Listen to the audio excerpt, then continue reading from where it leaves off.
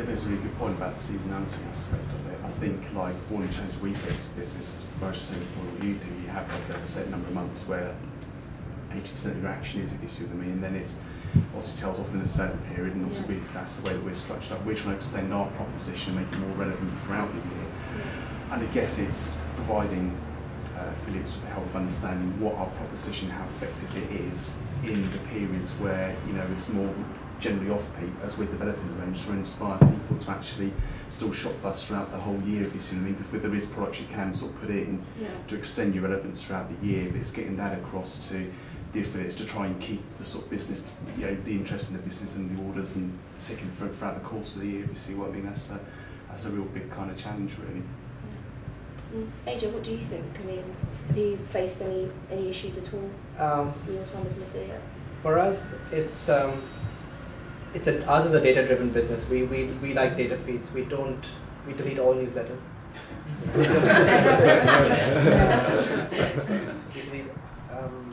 So that's definitely, well, that's for us. I'm not talking just for us. Yeah. We like nice quality data feeds to come. We like to see what you did last season in terms of what we made on a per click basis. Right. You know, if you did well last year, we'll put your links again this year. So in the off season, you know, speak to us in the off season about, you know, what we did last summer, and say, look, you know, oh yeah, Raw Garden's only giving us 8 pence a click. Is that good for you? Is that bad for you? Because, you know, we don't want to see the things. You know, as long as the data feeds are up to date with the right products that are in stock, right prices, right descriptions, right categorization. You know, these are all things that can be done in the off season. You know, when we start the main season, you know, they shouldn't be wrong, and they are wrong most of the time. So that's an issue for you then, that the data feeds not being sort of. They're better now, but. Okay. Yeah, I think for me as well, we purely work with product feeds, so making sure if this is your key seasonality, to make sure your product feeds are continually up to date, and you're not having out of stock products in the feeds. Categorization is very key for us, so it's key for us that you to really describe each product correctly. A lot of the time you're seeing brand name missing in the product feed, so that's really key if you're selling different types of brands. So again, categorization and making sure the products are up to date.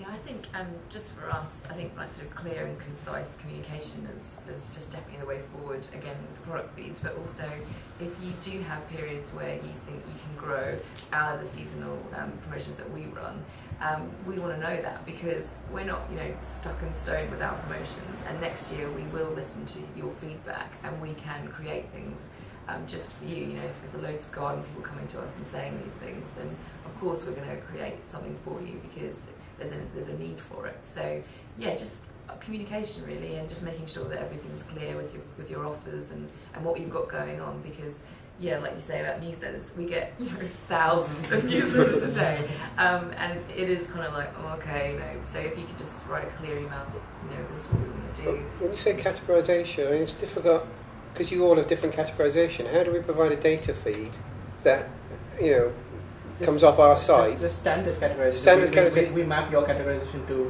our categorization. Okay. Just keep it standard. Don't change. Don't change it. Yeah. And certainly not at web. So I've had bulbs which are called light bulbs. You know, in the gardening side, you know, put in electronics. Maybe that's done on the Webgains level. I don't know. But there's, you know, that we're in the gardening sector. We can't get it that wrong. Right. Yeah, I think, I mean, the same sort of problem for us, particularly with bulbs, funnily enough. Right. Yeah, I think if you can categorise the products in the same way that they're categorised on your site. Right, okay. You know, that's so enough. that if it's a category that you're happy with, then we can identify that category and put it into the right one on ours. Yeah. If they come with no category or just something generic like bulbs, you know, or certainly no category and just the product name bulbs is very, very difficult, you know, unless you do it by hand, which obviously when you're talking about thousands of products, you know, it is a huge amount of work, then that would be fine. And on the same point then, do you update, so we provide a data feed every night? We update it every night. Good? We take it every day. You take it every day, you do? Yeah. Okay. It's right, fresh every day. Right. So if we're doing that, we should be meeting your criteria, Yeah, basically. that's fine, yeah. Okay. Is there any sort of difficulties in providing that very regularly? It's slightly. It was slightly difficult in the beginning, but now that it's in place, it's pretty straightforward. Yeah. I think the categories can be an issue because even on our site, sometimes things can go in more than one category, and they go in multiple categories, and you can call them flower bulbs, you can call them spring bulbs, you can call them summer bulbs, and it can be you could do it anyway. But try to be consistent, I guess. I think sometimes, in the categories from garden merchants, we just get things like maybe just flowers, and furniture or something like that. If we can have something a bit more granular than that, maybe in flowers, annuals and perennials or whatever, that would help us split them out even further. Okay. I mean, the rule of thumb is it follows the site front path, the navigation path on your site. Yeah. So you just have that as a rule of thumb in your merchant. So we're changing the navigation on our site pretty soon. Okay. Should we let you guys know before we do that, so that you know the date? It doesn't happen changes now. You're changing now. It should be changed in January or December. I know it should have been. Everyone You're does the right. same. Everyone does It was due to change. and that's an issue for us, is that everyone starts communicating with us in April. Yeah. And it's too late for us. We have already decided what we're doing. Right. Can I just ask something? Affiliating from your point of view, because we have the same issue offline, and I kind of almost put the analogy of how we communicate with journalists, the same analogy, journalists, media, with PR, we have the same dilemma of, you have a forward feature, and a lot of the time, if you get in too late, if you get to the journalist too late, forget it, the piece is written. So rule of thumb, what kind of lead time are you talking about for certain things? I think for us, probably about 3 weeks is you'll definitely get a spot, and obviously it's a great offer. But yeah, 3 weeks it gives us loads of time, and we can just pencil you in because we have pretty much the whole year planned, and we have all of our newsletters and our promotions set up and in the pipeline. So yeah, 3 weeks would be really beneficial. Obviously, we can take last minute offers, but it's just better to get in there as quick as possible, I think. Just as soon as possible.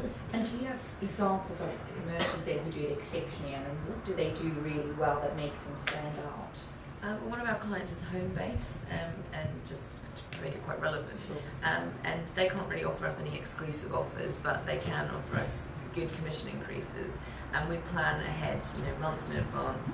I mean, a lot of the time they don't know what products they're going to be discounting on, but they'll have a general idea. So we will plan 3 months in advance about where we're going to put them and match them up to our promotions as well. And again, they're not always garden based. They can just be in our top 25 codes of the week or something like that. But yeah, just their communication is really, really good. They're always in direct communication with either myself or my colleague, and we just know in advance what we're doing. So that's kind of worked well in the past year. For merchants from the garden sector, when would you ideally when would you start planning with them for big features for cooking season?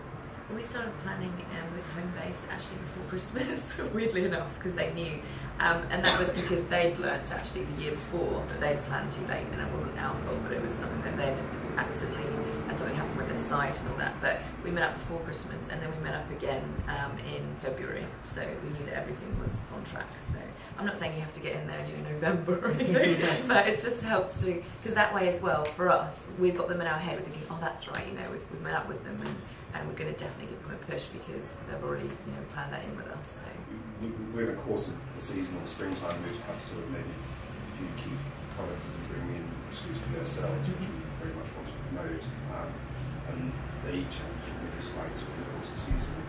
yeah. I mean, when you're talking about approaching a campaign the season ahead, is it very much the case you just sit down and say, look, we want to do this, this and that, this month and that month and that month? Yes, definitely. Yeah, I mean, we've become a lot more planned and a lot more strategic than we used to be, because we just realised that it just makes life a hell of a lot easier for everyone involved. And I know that, for example, it's completely off topic, but Licenza, they can never do anything planned in advance. They always have to do things last minute. But we work with people differently. But for us, it's a lot easier to plan things in advance. I think with resource being an issue, also from a merchant point of view, having those snap plans means you can all sort of have your plan in place and then spend the rest of the time delivering and working on really brilliant execution. That happens a lot in the offline where we have to have our plan. Spend a lot of the time delivering. So it sounds like it's very similar. Yeah.